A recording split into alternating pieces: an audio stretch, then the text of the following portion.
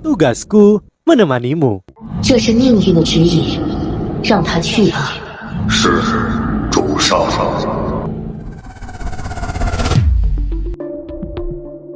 Halo semua, kembali bersama Miminata di sini. Kali ini kita akan menyelam dalam alur cerita novel Solen 3, The Legend of the Dragon King. Sebelum masuk ke dalam cerita, Mimin ingatkan jangan lupa like, comment, and subscribe. Tanpa berlama-lama, Solen 3, The Legend of the Dragon King. Mari kita mulai. Ada apa, Ayah? Apakah aku telah melakukan sesuatu yang salah? Anda mengatakan bahwa pria harus cukup berani untuk melawan penjahat. Selain itu, aku tidak melawan siswa lain ketika mereka menghina dan mengejek rumput biru perakku saat di sekolah hari ini. Aku sangat patuh. Tang Ziran menjawab, tidak ada salahnya menjadi berani, tapi kamu juga harus bijak selain berani. Ketika kamu tahu kamu tidak memiliki cukup kekuatan untuk menyelamatkan orang lain, maka kamu harus mencari bantuan orang lain daripada terburu-buru. Jika mereka tidak takut denganmu saat menunjukkan jiwa bela dirimu, kamu akan terjebak dalam situasi yang berbahaya, nak. Tang Wulin memikirkan ini dan mengingatnya, menundukkan kepalanya dan berkata, aku salah, ayah. Baru sekarang senyum Tang Ziran muncul kembali. Putranya hanya harus mau mengakui kesalahan agar dia benar-benar menyadari kesalahannya. Pria tidak akan membuat kesalahan seperti itu. Tang Wulin mengangguk. Tang Ziran tersenyum. Bagus kalau begitu. Mari kita bahas masalah selanjutnya. Tang Wulin bertanya dengan heran. Masih ada masalah lain? Tang Ziran bergumam dalam hatinya. Tepat ketika kau berusia 6 tahun, kau pulang membawa seorang gadis. Lalu akan seperti apa kau setelah dewasa? Terlebih lagi, kau adalah pahlawan yang menyelamatkan kecantikan. Namun ini tidak buruk. Baru sekarang Tang Wulin mengingat masalah Naar dan buru-buru bertanya, ayah, apakah Naar sudah menemukan keluarganya? Tang Ziran menenangkannya. Ibumu telah membawanya ke kantor administrasi untuk menanyakannya, tetapi kami tidak menemukan informasi apapun. Tang Wulin bertanya, lalu apa yang akan terjadi padanya? Tang Ziran menjawab, beritahu ayahmu ini, apa yang ingin kamu lakukan? Tang Wulin memikirkan dan berkata, bagaimana jika kita membiarkan dia tinggal bersama kita, ayah? Apakah itu akan baik-baik saja?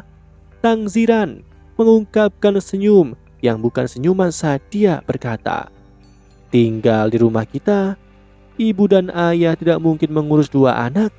Tang Wulin buru-buru berkata, aku bisa merawatnya, aku bisa menjaganya sepulang sekolah.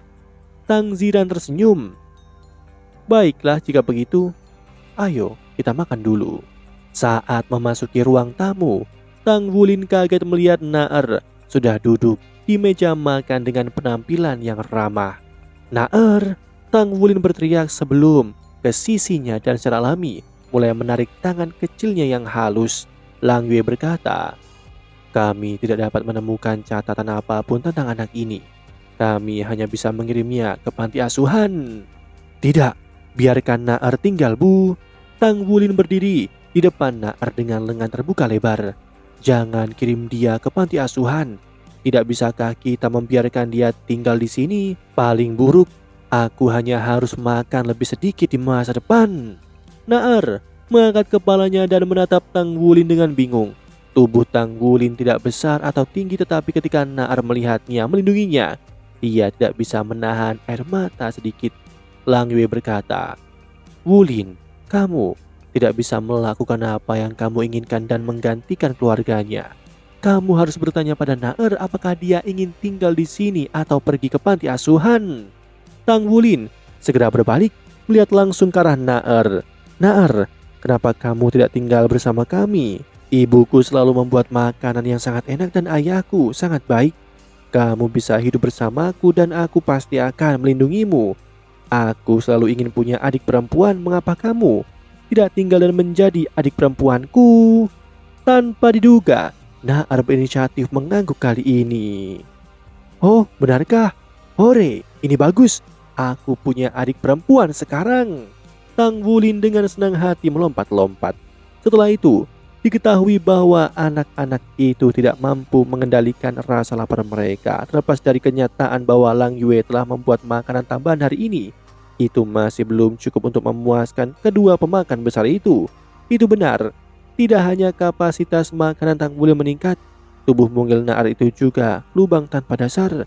Tanpa diduga, semangat makannya tidak lebih kecil dari Tang Wulin.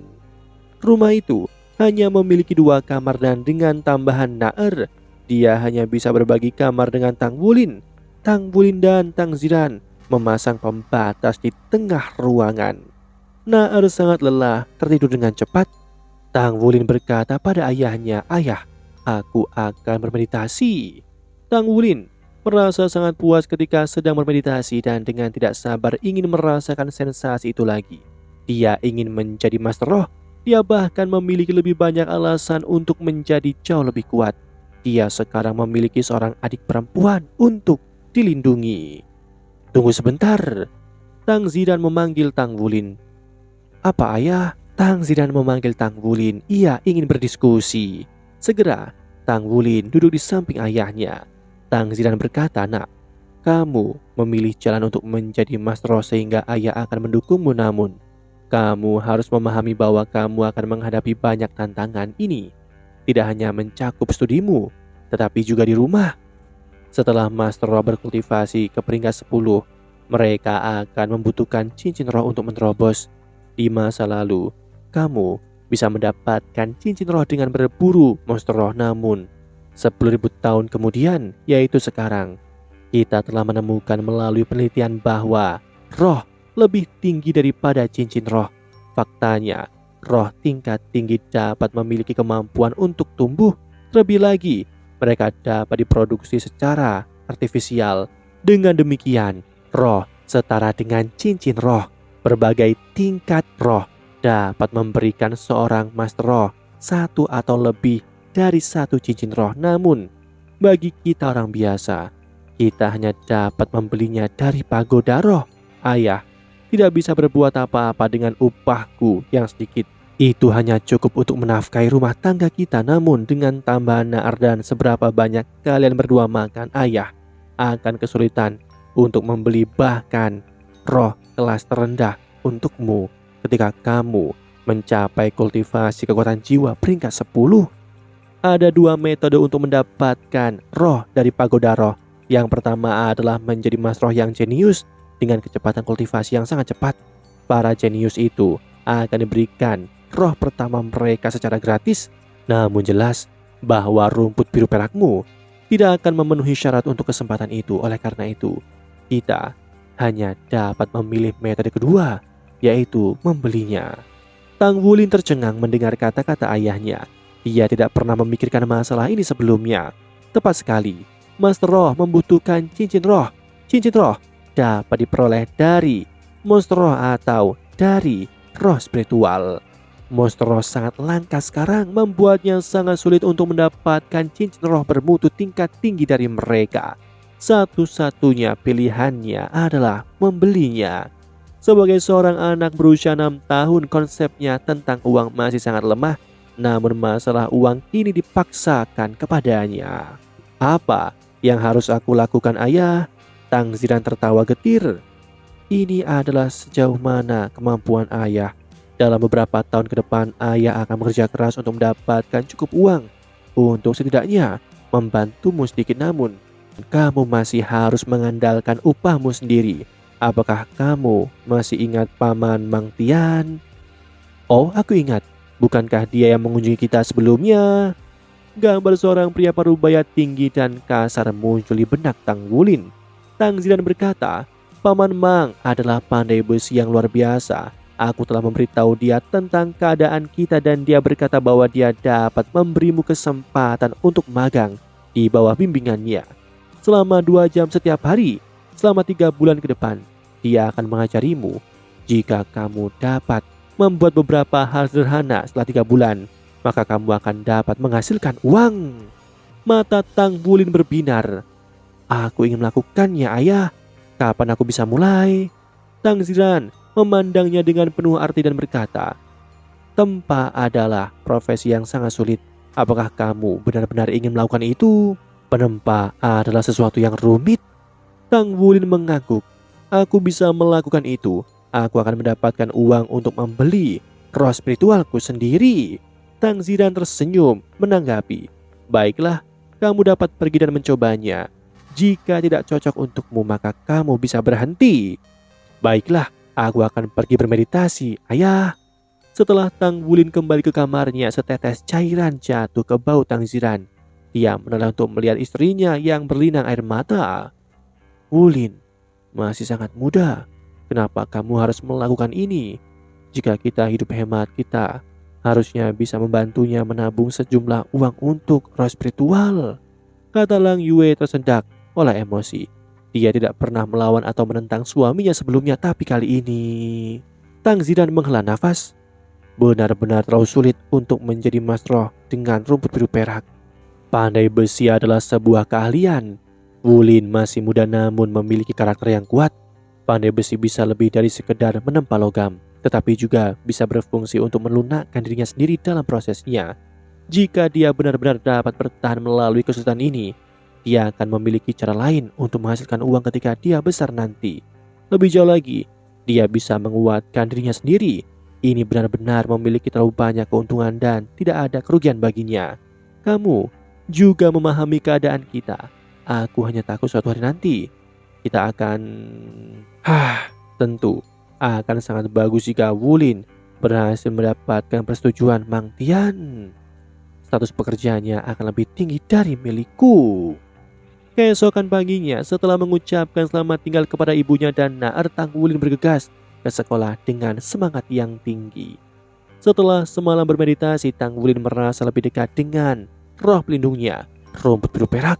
Keintimannya sampai pada titik di mana dia mendapatkan perasaan berani dan ramah terhadapnya. Master Roh tidak belajar tentang topik Master Roh setiap hari, sebaliknya mereka berganti-ganti antara topik Master Roh dan kelas budaya. Hari ini giliran kelas budaya. Tang Wulin sangat pintar, dia mendengarkan ceramah dengan sungguh-sungguh dan bahkan mendapat pujian dari guru budayanya. Setelah sekolah hari ini selesai, Tang Wulin disambut dengan pemandangan Lang Yue. Kenapa ibu datang menjemputku di mana Naar? Seutas penyesalan hadir di mata Lang Yue.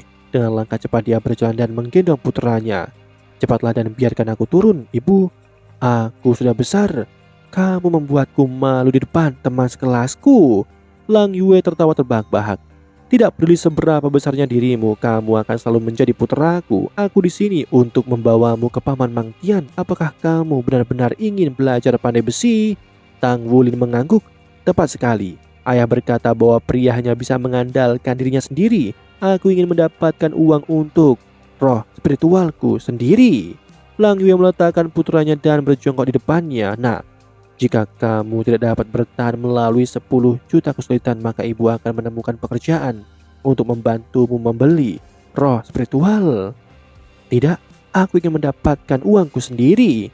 Tang Wulin dengan tegas berkata. Lang Yue berjuang melawan air matanya sendiri. Sebaliknya, dia berulang kali mencium wajah putranya. Baik, mari kita pergi. Pada dasarnya, kota Glorybond besar tapi tidak perlu menggunakan kendaraan. Setelah berjalan sekitar 20 menit, Lang Yue dan Tang Wulin tiba di depan pintu bengkel yang agak besar. Bagian luar bengkel tampak agak kumuh, di atasnya 3 kata tertulis Bengkel Mang Tian. Bahkan ketika mereka berada di depan pintu, bau logam menyengat menusuk lubang hidung mereka. Lang Yue menekan bel pintu dan tidak lama kemudian pintu terbuka. Berdiri di ambang pintu adalah seorang pria parubaya. Pria parubaya itu tinggi dan berkulit gelap. Dengan jenggot lebatnya dia tampak agak galak dan tangguh. Adik perempuan telah tiba. Suaranya yang dalam rendah dan kuat terdengar. Paman Mang. Tang Wulin dengan sopan menyapa pamannya yang dia temui beberapa kali sebelumnya. Mang Tian tanpa ekspresi mengangguk. Menoleh ke Lang Yue, dia berkata, adik perempuan harus kembali dulu. Kamu bisa menjemputnya 2 jam kemudian. Kakak Mang Tian terima kasih atas masalah ini. Lang Yue sedikit tidak mau berpisah dengan putranya, menatapnya untuk terakhir kalinya. Dia ingin mengatakan sesuatu, tetapi pada akhirnya dia menggertakkan giginya dan menahan diri. Demikianlah alur cerita novel Solen 3 The Legend of the Dragon King. Sebelum Mimin akhiri, Mimin ingatkan jangan lupa like, comment, and subscribe karena tugasku kan selalu menemanimu.